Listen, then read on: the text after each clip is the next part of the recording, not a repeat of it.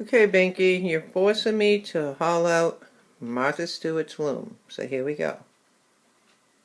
This video is going to show you the difference between a Knifty knitter that is 30 pins, a knitting loom which is 64 pins, and Binky's favorite, Martha Stewart's, which is 77 pins, and I will say it surely is the prettiest.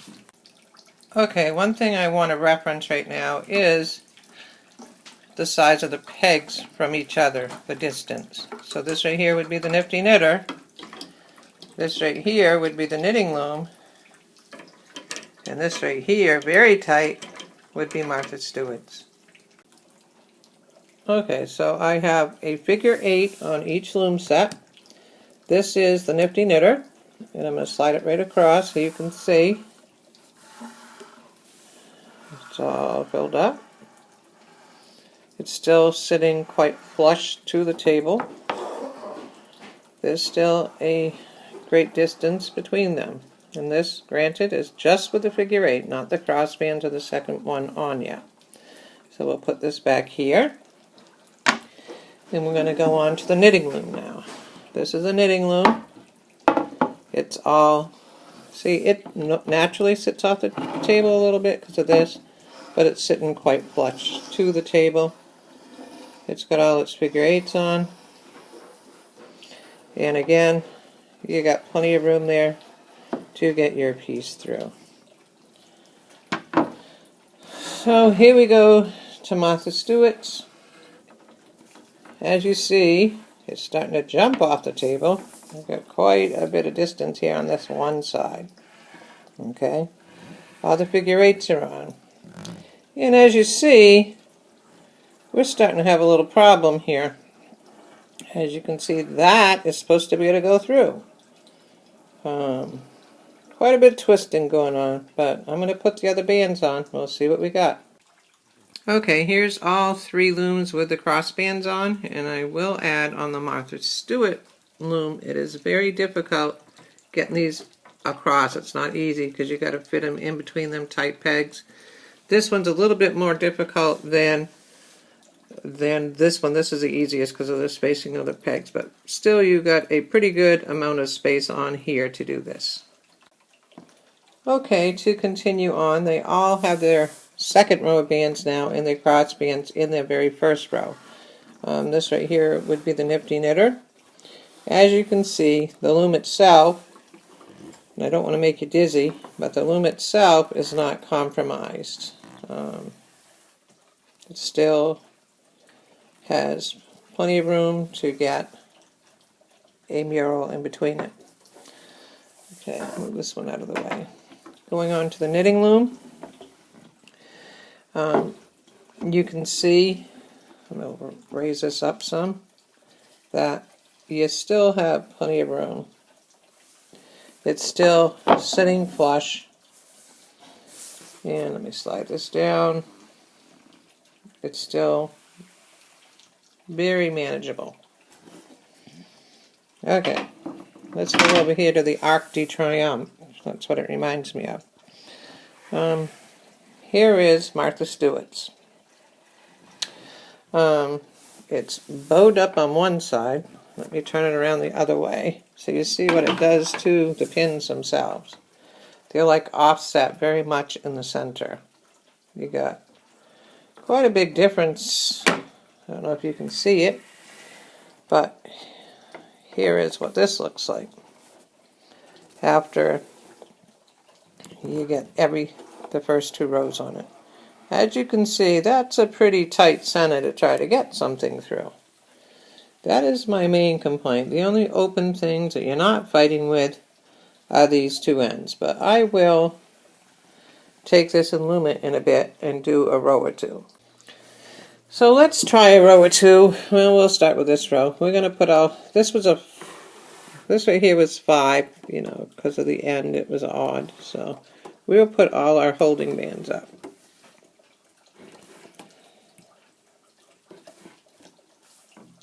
Oops. Let's bring that back over. I'm going to do that and I'll get right back to you. I don't want to make... All the holding bands are up, and we'll start looming.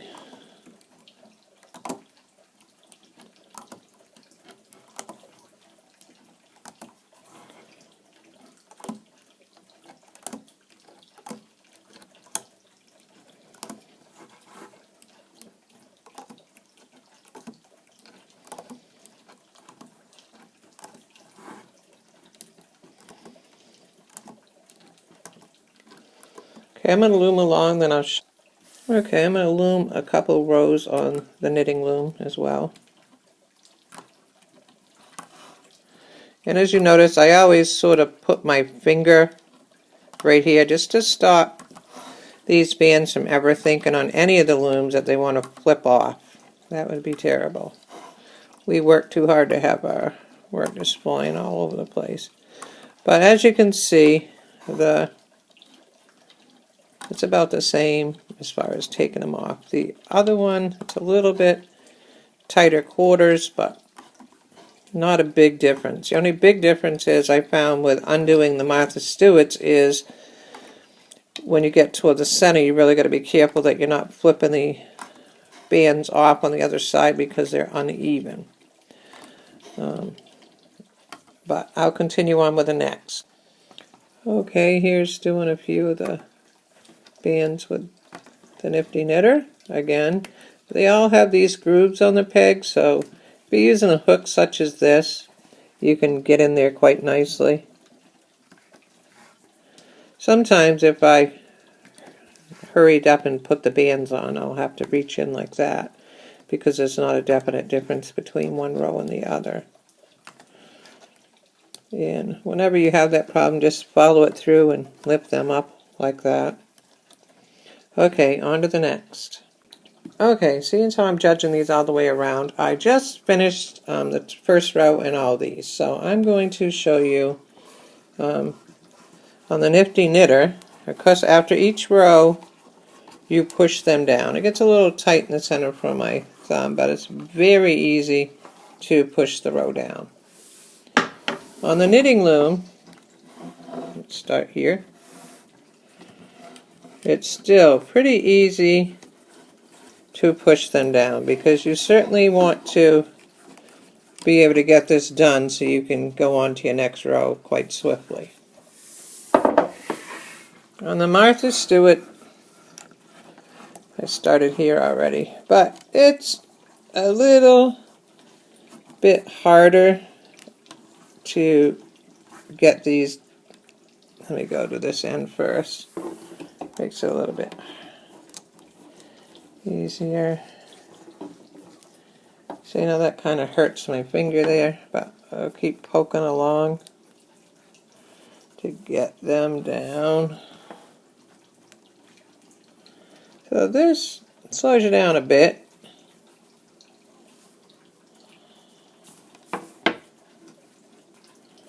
There we go.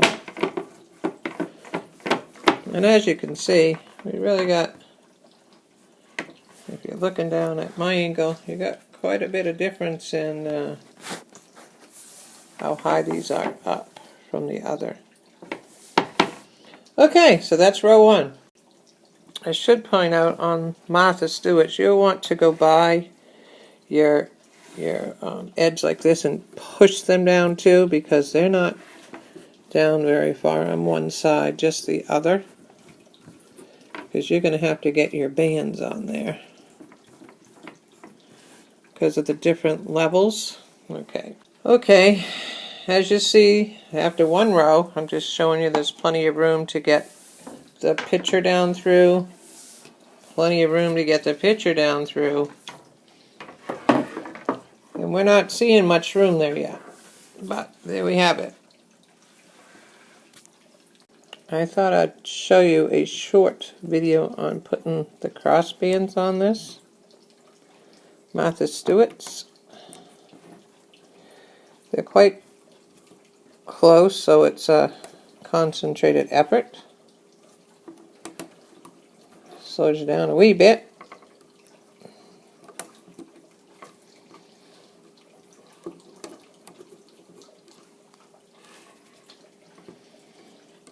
Sorry if my video's not always in the best order. I'm trying to see this and do this at the same time. Okay, now I'll show you a little bit of the putting the bands on.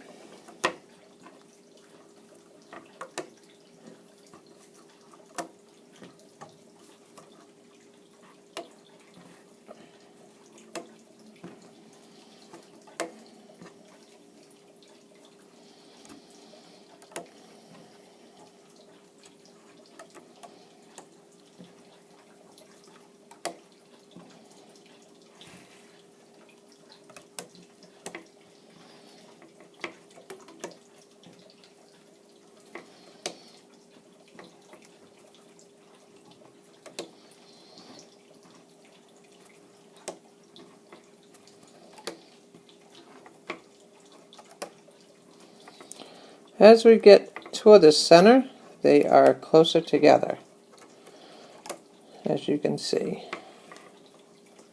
At least hopefully you can see.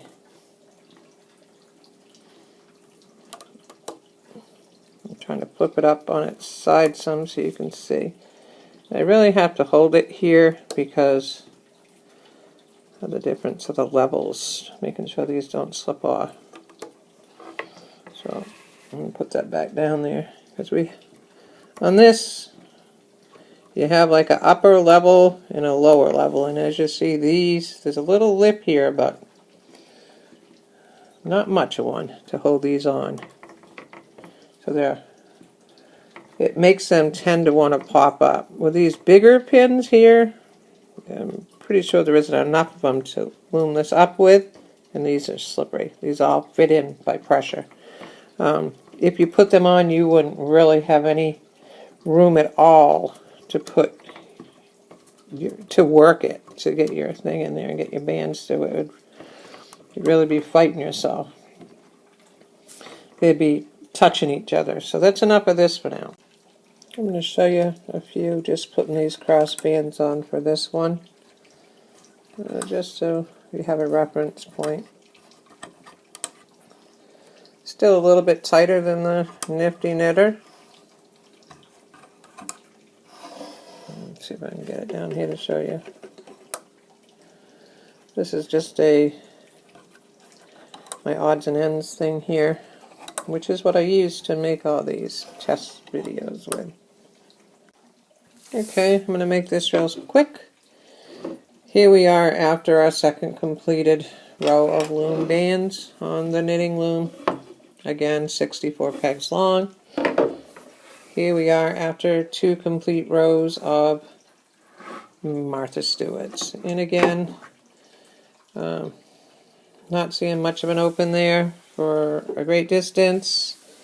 Ask yourself if 13 pegs more is worth the fight, because I'm not going to continue this right now. I'll just leave that like this, okay, for now. I'm going to end this with a little note. Try to make my own loom here on the end, on the bottom. I have these rubber stoppers to hold it up off. On the back side, I have your common door stops, one on each end. That puts it at just the right angle for me to work my loom. I wanted to be able to extend, and as you see with the other ones, it's got a blocked end. So in order to keep my loom opened, I use U-bolts. As you see, the ends are open freely. Is this the best design I can come up with? No, it's not. I have another one where I actually want to put these a different pin, but this is a nice pin. It's not sharp at all. I don't need to use any plastic with it. There you go.